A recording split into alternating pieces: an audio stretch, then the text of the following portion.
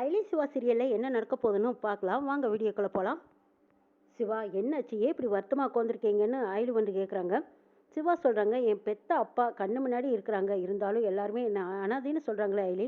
நான் அனாதை இல்லைங்கிறது தெரிஞ்சிருந்தும் என் மனசு வலிக்குத்தானே இப்படி பேசுகிறாங்கன்னு கேட்குறாங்க சிவா. சிவா வருத்தப்பட்டு சொல்லிக்கிட்டு இருக்கிறத கேட்டதும் ஐலி சொல்கிறாங்க, இதை பாருங்க சிவா, நீங்கள் வருத்தப்படணும்னு தான் அவங்க சொல்லிக்கிட்டு இருக்காங்க. அவங்க ஒன்றும் அப்படி நல்லவங்க கிடையாது. அவங்க சொல்கிறது எல்லாம் நீங்கள் எடுத்துக்காதீங்கன்னு ஆறுதல் சொல்கிறாங்க. அப்போ உதய பெருமாள் வந்து இவங்க 2 பேரும் பேசிகிட்டு இருக்கிறத நின்று கேட்டுக்கிட்டு இருக்கிறாங்க. ஐலே, இன்னும் எத்தனை நாளைக்கு நான் அனாதைங்கிற பட்டத்தோடு வாழ்ந்துட்டு இருக்கட்டும்? நான் வாழ்கிறதுக்கும் ஒரு அர்த்தம் வேணுமில்ல? இப்படிப்பட்ட வாழ்க்கைக்கு நான் செத்தே போயிடலாம் அப்படின்னு மனசு நொந்து பேசுகிறாங்க. இதை கேட்டதும் ஐலி கொதிச்சு போகிறாங்க. என்ன சிவா இப்படி பேசிகிட்டு இருக்கிறீங்க? இப்படியெல்லாம் நீங்கள் பேசுனா உடனே எல்லாம் மாறிடுன்னு நினச்சிங்களா? வேண்டாதவங்களுக்காக உங்களை விரும்பினவங்களை விட்டுட்டு போகணும்னு நினைக்கிறீங்களா சிவா?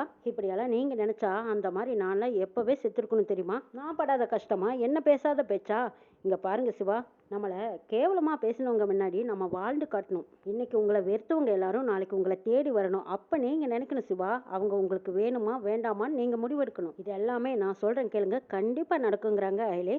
இதை பாருங்க சிவா, எந்த அளவுக்கு பாசத்துக்காக எங்கே போயிருக்கீங்களோ அந்த அளவுக்கு பாசத்தோடவும் சந்தோஷமா நீங்கள் வாழத்தான் போறீங்க பாருங்க. சிவா, நீங்கள் வேணா உங்கள் பேரில் நம்பிக்கை இல்லாமல் இருக்கலாம், ஆனால் இதெல்லாம் கண்டிப்பாக நடக்கும், நடத்தி காட்டுவேன், நான் உங்களை மாற்றி காட்டுவேன் சிவாங்கிறாங்க ஐலி. இதையெல்லாம் வேடிக்கை பார்த்துக்கிட்டு இருந்த உதய பெருமாள், என் கண்ணு முன்னாடியே என் பையன் இப்படி நொந்து போய் அழுதுட்டு இருக்கிறானே, இதுக்கப்புறமும் மற்றவங்க பேசுகிற அளவுக்கு நான் விடமாட்டேன்.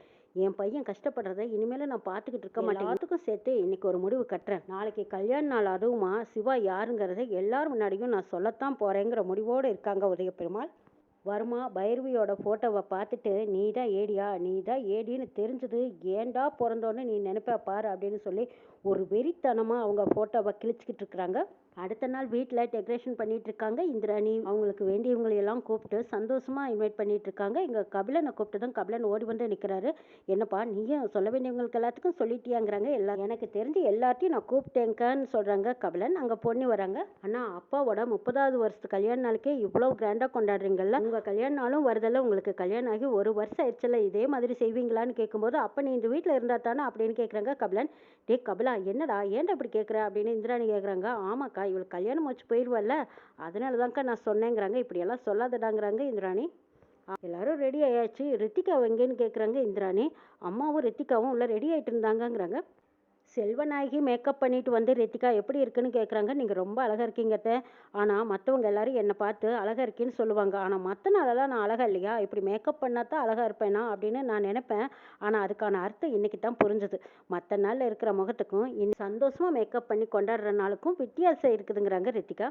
சரி ரித்திகா, நீ ரெடி ஆகிட்ட, கபிலன் எங்கேன்னு கேட்குறாங்க செல்வநாயகி. அது ஏன் கேட்குறீங்க, அவங்க அக்கா கபிலா அப்படின்னு கூப்பிட்டதும் உடனே ஓடி போயிட்டார் பாருங்கிறாங்க. அதுவும் நல்லதுக்கு தான்.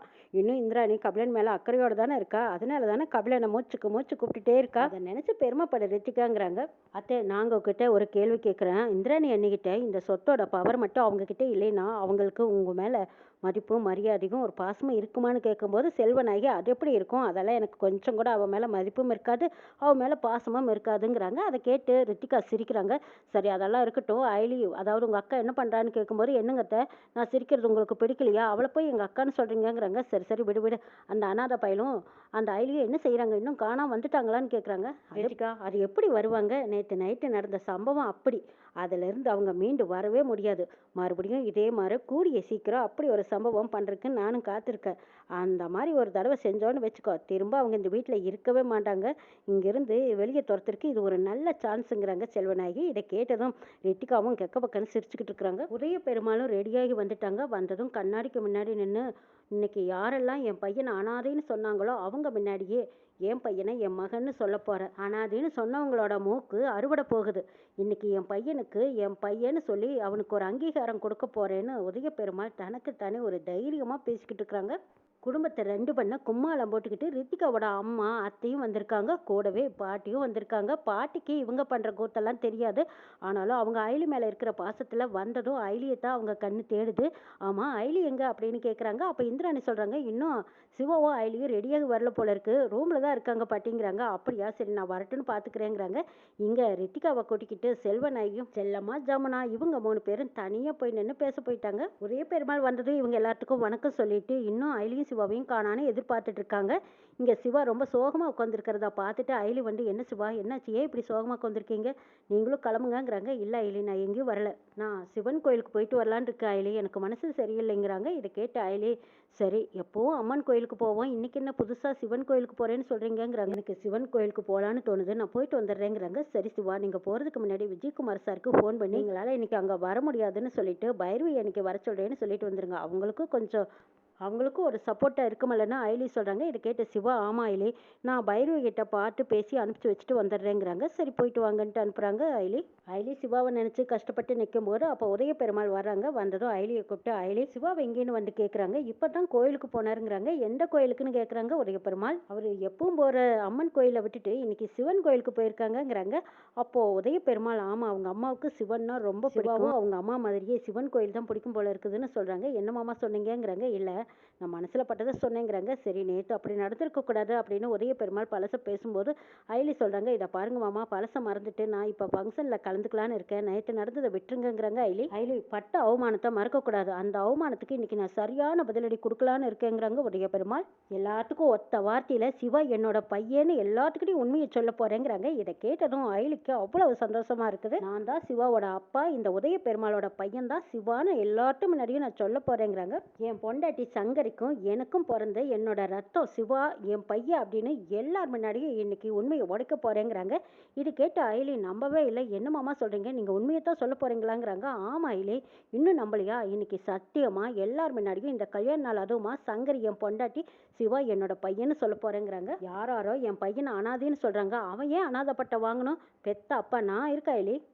இனிமே என்னோட பையன் சிவா எங்கேயுமே தலை குனிஞ்சு நிற்கக்கூடாது. நெஞ்ச நிமித்திக்கிட்டு தலை நிமிர்ந்து எங்க அப்பா உதய பெருமாள்னு அவனும் தலை நிமிர்ந்து சொல்லணும் அயலி. அதைத்தான் நானும் விரும்புகிறேன். என் பையன் சிவா அனாதைன்னு யாராவது சொல்லி அப்போ கூனி குறுகி நிற்கும்போது அப்போ எனக்கு எப்படி இருக்குன்னு தெரியுமா? என்னை யாரோ செருப்பால் அடித்த மாதிரி இருக்கும். இனிமே எனக்கு அப்படி இருக்காது. ஏன்னு கேட்டால் சங்கரி என் மனைவி, எங்களுக்கு பிறந்தது என் பையன் சிவான்னு நான் சொல்ல போகிறேங்கிறாங்க. இது கேட்டதும் அயலி சந்தோஷத்தில், "மாமா, இப்படி ஒரு வார்த்தை உங்கள் வாயிலேருந்து வரணும்னு தான் நானும் சிவாவும் இவ்வளவு நாளாக காத்துக்கிட்டு இருந்தோம் மாமா. அயலி, கோயிலுக்கு போயிருக்கேன்ல சிவா, சீக்கிரமாக வர சொல்லு. அவனை எல்லார் முன்னாடியும் இன்னைக்கு கல்யாண நாள் அதுவுமா வரப்போகிறாங்கல்ல, அத்தனை பேர்த்தோட முன்னாடியும் என் பையன் சிவான்னு எல்லாத்துக்கும் அறிமுகப்படுத்த போகிறேங்கிறாங்க." அயலி உதய பெருமாள் கிட்ட, "ஏமாமா, நீங்கள் உண்மையை சொல்கிறேன்னு சொல்கிறீங்க, ஆனால் செல்வநாயகி அத்தியை நினச்சா பயமாக இருக்குதுங்கிறாங்க." அதுக்கு உதய பெருமாள் சொல்கிறாரு, "அவ கிடக்குறா விடுமா. அவளுக்கு இத்தனை நாளாக பயந்து பயந்து நான் மறைச்சு வச்ச உண்மையெல்லாம் போதும். அவளுக்காக நான் பெத்த பையனை இனிமேல் நான் ஒதுக்கி வைக்க முடியாது அயலி. அயலி, என்ன நடந்தாலும் சரி, நான் சொல்கிறதா அவள் ஏற்றுக்கிட்டு என் கூட சேர்ந்து வாழ பிரியப்பட்டா வாழட்டும், இல்லைனாலும் போகட்டும். அதை பற்றியெல்லாம் எனக்கு எந்த கவலையும் கிடையாது. எனக்கு சிவா தான் முக்கியம். அவனுக்காக நான் எந்த எல்லைக்கு வேணாலும் போக நான் தயாராக இருக்கேன் அயலி. நீ முதல்ல சிவாவை சீக்கிரமாக வர சொல்லுங்கிறாங்க. அயலியும் சந்தோஷத்தில், "மாமா சொல்லிட்டாரு, கண்டிப்பாக எல்லார் முன்னாடியும் சிவாவை தம் மகன்னு ஏற்றுக்குவாங்கன்னு சொல்லிட்டு உடனே சிவாவுக்கு ஃபோன் பண்ணி வர சொல்கிறாங்க அயலி. இதை கேட்ட சிவா கொஞ்ச நேரம் நம்பவே இல்லை. "என்ன அயலி சொல்கிற? இதெல்லாம் உண்மைதானாங்கிறாங்க." "சத்தியமான உண்மை. அவரே அவர் வாயால் சொல்லிட்டு போனார் சிவா. நீங்கள் நேராக வாங்கல, இங்கே என்னெல்லாம் நடக்க போகுது பாருங்க. இத்தனை நாளாக நம்ம எதிர்பார்த்தது, நம்ம கண்ட கனவு எல்லாமே பழிக்க போகுதுங்கிறாங்க அயலி. இதை நம்பிக்கிட்டு சிவாவும் அங்கேருந்து வராரு. குரங்கு கையில் பூமாலையை கொடுத்தா அந்த குரங்கு என்ன வேலை பார்க்கும்? அந்த மாலையை அப்படியே பிச்சு பிச்சு பிச்சு பிச்சு சூறி விட்டுட்டு நாரை மட்டும் தூக்கி வீசுமா. அந்த கதையா இந்த செல்வநாயகியும் ஜமுனாவும் சேர்ந்துக்கிட்டு இவ்வளோ ஒரு அழகான குடும்பத்தை எப்படி அப்படியே நம்ம புள்ள கையில் மாட்டி கொடுக்கலாம் அப்படின்னு கனவோட வந்திருக்காங்க. இந்திராணிக்கிட்ட இருக்கிற சொத்தை பிடுங்கி கபிலன் மாப்பிள்ளை கிட்ட கொடுத்தா அதுக்கு ராணியா என் பொண்ணு கோந்துக்குவா. ரித்திகா இந்த வீட்டுக்கு எஜமானியா இருந்தா எவ்வளவு நல்லா இருக்கும் அப்படின்னு ஜமுனா கனவோட வந்து அப்படியே செல்வநாயகிட்ட தன்னோட கனவையும் அவங்க போட்டு வச்சிருந்த பிளானையும் சொல்றாங்க. ரித்திகா செல்வநாயகி ஐஸ் வைக்கிறதுக்கு அளவே இல்லை. "இந்தாங்கத்தை, நீங்க கட்டியிருக்கிற புடவைக்கு இந்த நெக்லஸ் ரொம்ப சூப்பரா இருக்கும், போட்டுக்கோங்கன்னு சொல்லி போட்டு விடுறாங்க.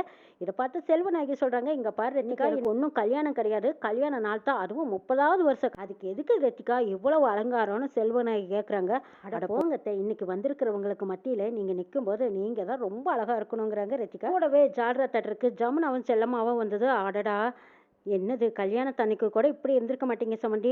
இன்னைக்கு சின்ன பொண்ணு மாதிரி எவ்வளவு நல்லா இருக்கீங்க தெரியுமா, அழகாவும் இருக்கீங்கங்கிறாங்க ஜமுனா. செல்வநாயகி, "அட போங்க சமந்தி, எல்லாமே உங்க பொண்ணு பண்ற வேலை. உங்களுக்கு மருமக கையால மேக்கப் பண்ணிக்கிற பாக்கியம் கிடைச்சிருக்கே, அதை நினைச்சு பெருமைப்படுங்கங்கிறாங்க. "ஆமாமா, உலகத்துல இந்த மாதிரி யாருக்கும் கிடைக்காது, எனக்கு தான் கிடைச்சிருக்குதுன்னு செல்வநாயகி பெருமை தட்டிக்கிறாங்க. செல்வநாயகி அப்படியே பெருமையில மறந்துட்டு இருக்கும்போது இங்க ஜமுனாவும் செல்லம்மாவும் ஒருத்தருக்கு ஒருத்தர் கஞ்சாட பண்ணிக்கிறாங்க. ஜமுனா செல்லம்மாவை பேச்ச ஆரம்பின்னு சொல்றாங்க. செல்லம்மாவும் உங்ககிட்ட ஒரு முக்கியமான விஷயம் பேசலான்னு வந்தோன்னு சொல்றாங்க. என்ன சம்மந்தி, என்ன பேசலான்னு இருக்கிறீங்க? மனசு விட்டு சொல்லுங்கன்னு கேட்குறாங்க செல்வநாயகி. இருங்க இருங்க, கதவை மூடிட்டு வரேன்னு சொல்லிட்டு செல்லம்மா போய் கதவை சாத்திட்டு வந்து செல்வநாயகிட்ட நல்லா ஊதி விடுறாங்க. இதை பாருங்க சம்மந்தி, இன்னைக்கு இந்திராணி இருக்கிற சொத்தை பூரா உங்க பையன் கபிலன் பேர்ல எழுத போறாங்கிறாங்க. இதை கிட்ட செல்வநாயகி ஆச்சரியப்படுறாங்க. என்ன சம்மந்தி சொல்றீங்க? இந்திராணி அவ சொத்தை பூரா என் பையன் பேர்ல எழுத போறாளாங்கிறாங்க. ஆனா ஆமாங்க, அப்படி எழுதுற மாதிரி நாங்க தூண்டி விட்டு பேச போறோம். நாங்க பேசுற பேச்சை கேட்டா நீங்களே அசந்து போயிடுவீங்க. நான் பேசவும் இதோ இங்க நிக்கிறல ஜமுனா அவ பதில் சொல்லவும் அதுக்கு அது சரியான வாக்குவாதம் கரெக்டா போய்கிட்டு இருக்கும். அந்த நேரம் பார்த்து இந்திராணியை கோவப்பட்டு இனிமே இந்த சொத்தும் வேண்டாம் ஒன்றும் வேண்டாம், எல்லாம் என்னோட தம்பி கபிலனுக்கு தான் சேரும்னு அவ கையாலேயே அவ வாயாலேயே சொல்லி அவ கைப்பட கபிலன் பேருக்கு எழுதி கொடுத்துருவா. எங்க மாப்பிள்ளையும் எங்க பொண்ணும் தான் இந்த சொத்துக்கே ராஜாவும் ராணியா இருக்க போறாங்க. அவங்களோட அம்மா உங்களுக்கு எல்லா உரிமையும் கிடைக்குமல்லங்கிறாங்க. இது கேட்டு செல்வநாயகி அப்படியெல்லாம் இந்திராணி செய்ய மாட்டா அப்படின்னு சொல்லவும், அதெல்லாம் செய்யற மாதிரி நாங்க பண்ற சம்மந்தி. நான் எப்படி சொல்லுவேன் தெரியுமா? இந்திராணிக்கு நல்லா பட்டு உரைக்கிற மாதிரி எப்படி எப்படி பேசணுமோ அப்படி பேசுவேன். அதுக்கு ஏத்த மாதிரி இந்த செல்லம்மா எனக்கு பதில் சொல்ற மாதிரி சொல்லுவா.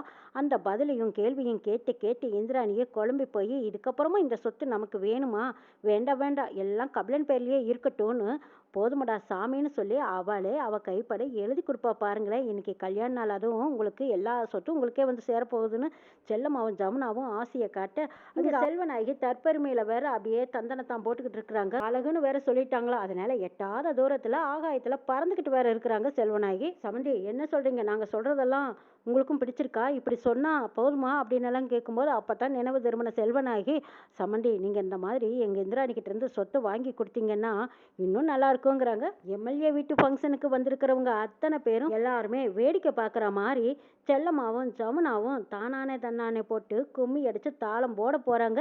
இந்த தாளத்துக்கு மத்தியில உதய பெருமாள் சிவா தான் என்னோட மகன்னு சொன்னா இன்னும் அந்த கூட்டத்துல எவ்வளோ பெரிய பரபரப்பு, எவ்வளோ பெரிய நியூஸ். இதுக்கு மத்தியில இந்த ஜமுனாவும் செல்லம்மாவும் செல்வநாயகிக்கு சலங்க கட்டி விட்டுருக்காங்க. உதய பெருமாள் சொல்ற விஷயத்த கேட்டா செல்வநாயகி காலில் சலங்க சத்தத்தை விட மழை வர்றதுக்கு முன்னாடியே மேகம் இடி இடிக்கும் பாருங்க. அந்த இடியை விட இங்க செல்வநாயகி வீட்டுல இடியும் மின்னலும் பலத்த சூறாவளி காத்தும் அடிக்க போகுது. என்னெல்லாம் நடக்க போகுதுங்கிறதையும் நாளை எபிசோட்ல பார்க்கலாம்.